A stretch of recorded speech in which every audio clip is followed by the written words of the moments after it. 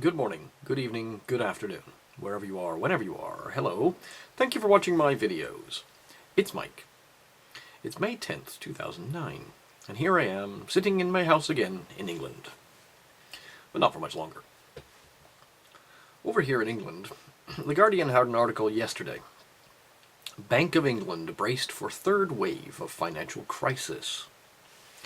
Surprise £50 billion cash injection is attempt to avert new phase of credit crunch. Subheadline reads, the Bank of England is concerned that the UK's banking system is headed for a third wave of crisis that could snuff out fragile signs of recovery in the economy. No kidding. Now the article goes on to mention possible reasons for the next credit crunch. Could be the failure of banks to actually loan money to businesses. Now, why are the banks holding on to their money? I mean, apparently they should be fine. Over in the States, the US Federal Reserve did a whole bunch of stress tests on banks, and they're all just coming up smelling of roses. Yes.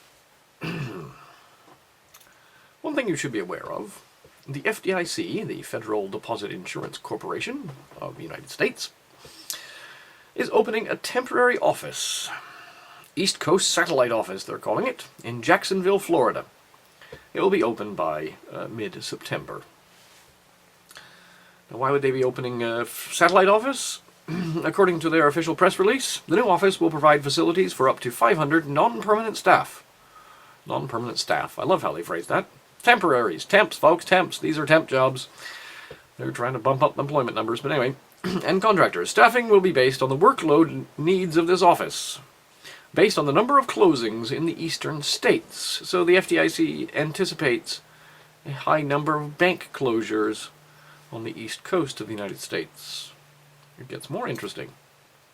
Financial Times. Commercial real estate fears for regionals. The Federal Reserve stress test estimates that 19 leading U.S. banks could face losses of $53 billion on commercial real estate assets, is raising fears that many smaller banks could be facing big losses on their loans to the sector. Experts anticipate that commercial real estate prices will drop another 20%. Okay, it's not about the prices dropping. I mean, yes, it does matter if the prices of commercial real estate drops. What's more important, though, is how many people are actually in the commercial offices that are suffering these difficulties.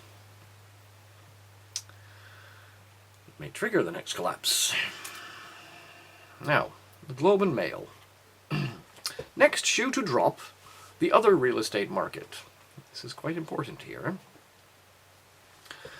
There's commentary here of a communication with Professor Case. Now, Professor Case is one of the men behind the Case-Shiller Index, which tracks changes in home prices. Now, Professor Case, is certainly a well-educated man. One of the things he says in here is quite important. Quote, it's nasty, because you can see it coming like a railway train. He goes on to say, as a guiding rule, every person laid off results in 180 square feet of vacant commercial space. Now, do you remember? January, February, March, and April, somewhere in the order of 600,000 were laid off. You do the math. 600,000 times 180 square feet is an awful lot of commercial real estate currently sitting empty. There's no one there. Okay, now most of them, they still have some offices there, but they haven't renegotiated the leases, things like that. Some of it is still leased up, but the vacancy rate is certainly going to rise. Rents are going to fall, and capitalizations are going to rise. Capitalization rates. That deadly combination could rapidly bring down the value of a building by 60, 70, or even 80%. Now, in the majority of cases, the commercial real estate market runs off of debt, loans from banks to actually go and buy these buildings and build them and so on and so forth. Usually the amortization period of 25 to 30 years is enough to cover, because usually the building will be around that long. However, if commercial real estate is suffering from such a ridiculously large number of laid off people, 2.4 million in the last 4 months, at least. How much of it is about to implode? Market snapshot here. A real estate index rises along with delinquencies. Now, what are they talking about here? Okay. Stock market has for weeks been dogged by talk of trouble lurking in commercial real estate. Yet an exchange-traded fund of commercial property companies has rallied 50% in the last 2 months. These are crazy people rushing in. Crazy people, I tell you.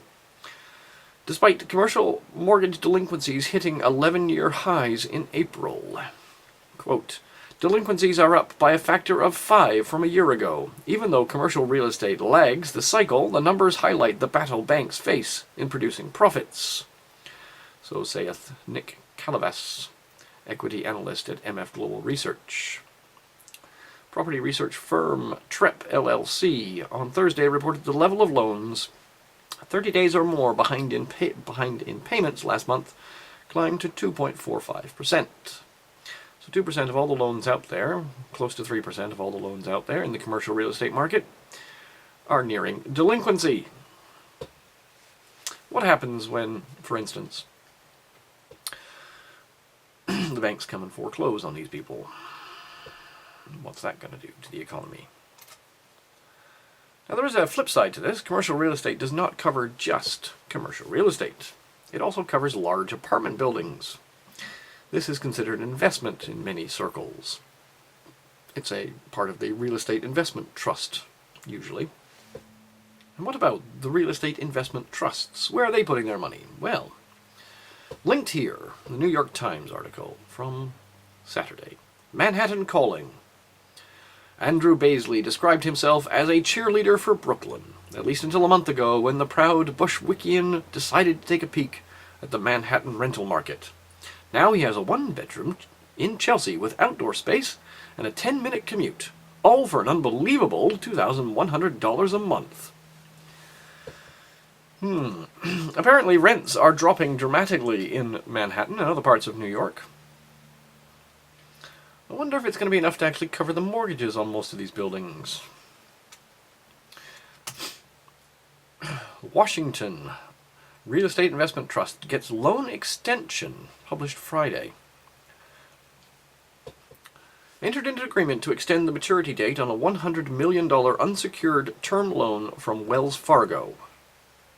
Wells Fargo is giving real estate investment trusts unsecured loans to the tune of $100 million. You wonder why things go bang. Prior to the modification, the loan would have been due on February 19th, 2010. Under the new agreement, the loan is now due November 1st, 2011. However, of course, it's carrying a slightly higher interest rate, tacking 275 basis points onto the prevailing LIBOR index rate, compared to 150 basis points under the old agreement. So they're going to charge them 1.25% extra for the privilege of extending this loan 18 months. Reality check. REITs on a run. It doesn't make a whole lot of sense if you're the type that likes to invest on solid fundamentals, that is. Commercial real estate, according to anybody who claims to know, is the other shoe currently dropping in the real estate crash. Rents are down, vacancies are up, and property owners, developers, can't get the credit to refinance their commercial loans. Malls are losing customers as bankrupt retailers close their doors, and offices are echoing with the ghostly voices of employees past. So why would anyone in their right mind invest in a real estate investment trust? And then she goes on to give you a reason why you should, and also a reason why you shouldn't. I'm not an investment guy. You do whatever you like. I'm just pointing out some very basic facts here. From Tuesday, the U.S. Treasury must protect apartment renters, says Senator Charles Schumer said on Tuesday, some predatory developers took out mortgages that they could never realistically afford in the first place, and unless the federal government finds a way to restructure these loans, it's going to be the tenants and not the developers who are left in buildings that end up falling apart around them. New York and at least 16 other states have apartment complexes that are a risk of foreclosure. Citing data from Deutsche Bank. In New York City, there are 60 to 90,000 apartments at risk of foreclosure. Do you think you get to stay in those apartments after they've been foreclosed on? No. Linked here, Tenants Together, California's statewide organization for renters' rights. Apparently they're opening up a hotline for all the people they anticipate calling, saying, oh my gosh, the apartment building I'm in has been foreclosed. What does this mean to me? In 2008, nearly 250,000 properties were sold in foreclosure in California. This is more than double the number in 2007. Approximately a quarter of the buildings in foreclosure in 2008 were renter-occupied, including over 9,000 multifamily buildings. Innocent tenants are paying a steep price for the mortgage mess. Tenants face evictions and poor housing conditions across the state as a result of foreclosures.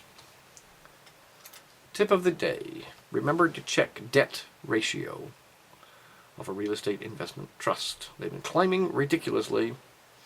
If their debt ratio is higher than, say, 50%, 60%, 70%, they're about to go bang.